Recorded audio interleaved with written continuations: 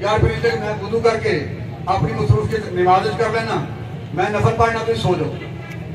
وہ نفل پڑھنا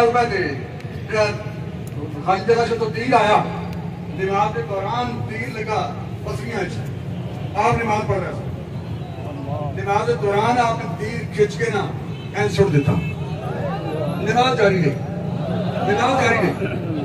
دوسرا تیر پھر لگا، اس تیر کے بارے میں کنفرم نہیں کڈیا کے وچ ہی رہا.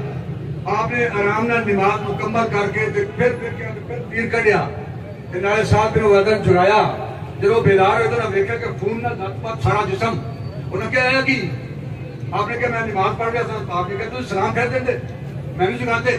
آپ نے کہا میں قرآن کی تلاوت کر رہا تھا، یہ سورت شروع کی ہوئی سی، میرے تو اتنی کیفیت اور اتنا کیف تاری سی کہ پھر میں کیا نماز مکمل کر کے چھٹا گا.